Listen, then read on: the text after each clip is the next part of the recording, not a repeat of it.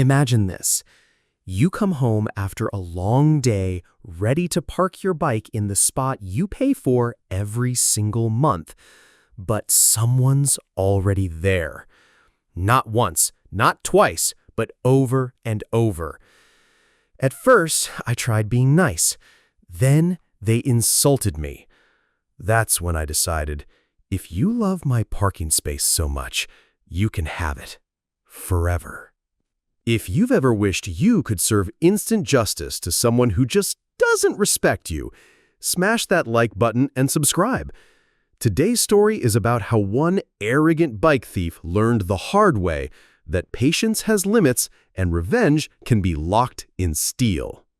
I'd been living in Japan for about a year, and one thing you learn fast here is that bicycles are serious business.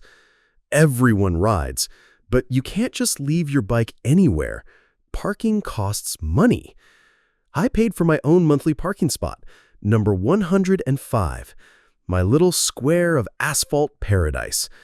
$1 a day meant I always had a home for my bike, and I wouldn't have to drag my heavy backpack to the station in the morning.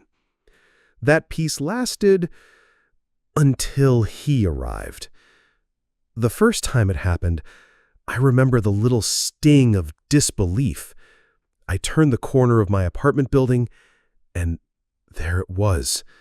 A shiny, red, expensive-looking bicycle lounging in my spot like it owned the place. I stood there for a moment, gripping my handlebars, knuckles whitening. Internal thought, okay, maybe it's just a guest. No big deal. I'll park at the station this time. That night, I paid my dollar, trudged the extra 20 minutes home, and tried to forget it. But the next morning, walking back to the station with my heavy bag biting into my shoulder, I muttered to myself, "Don't let it happen again. Please, just don't." It happened again and again. By the third time, I was simmering. I'd complained to the building manager, who just shrugged. Apparently, bicycle drama wasn't on their list of emergencies. So, I wrote a polite note in Japanese. "Please don't park here. This is my spot. I use it every day. Thank you." I taped it carefully to the red bike's handlebars and went about my day. The next morning, I found my note taped to the parking pole. Same tape, same handwriting. And at the bottom, a couple of ugly, insulting words in Japanese. I just stood there, reading it. Heat climbing up my neck. Internal thought, oh, so that's how it's gonna be. That note flipped a switch in me. What had been an inconvenience became personal. After the fourth time, I knew this was war. I started planning my revenge. If they loved my parking spot so much, I would make sure they could keep it permanently. I went to the bike shop and bought one of the thickest chains and locks they had. This thing was a beast, thicker than my finger, solid steel, practically uncuttable without industrial tools. The next time I came home and saw that flashy red bike smirking at me from my spot, my heart started pounding.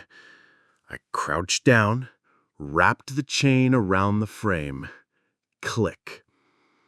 And just like that, they were locked in. I went upstairs, closed my door, and waited. The first day, there was just an angry note. "Unlock my bike. I'll call the police." I smiled. "Please do." The second day, another note. More swearing, more threats. By day 7, the tone had changed completely. The note was crumpled, desperate. "I'm sorry. Please, please unlock it. I can't move it. I won't do it again." Every time I walked past that bike, I felt lighter. All that pent-up frustration, all those long walks to the station, evaporating into pure, delicious satisfaction. I let it sit for a few more days, savoring the victory. Then, I left a tiny, discreet note. "I'll unlock your bike in exchange for $100. Tape the bill under the seat." I wasn't sure if they'd pay, but I knew this: they would never, ever touch my space again. The transformation was perfect. The arrogant guest who used to mock my polite notes was now begging for mercy, unable to ride their own expensive bike. That feeling? That was justice. Slow, silent, and locked in steel. Some people only learn when life locks them in place. I tried kindness. They responded with insults. And in the end, karma came in the form of a $50 bike lock. Lesson learned: don't take what isn't yours, or you might be stuck with it. Literally. If that revenge gave you chills, hit that like button and subscribe for more stories that prove karma is real. And tell me in the comments, what's the most satisfying way you've ever gotten back at someone who wronged you? I read every single one.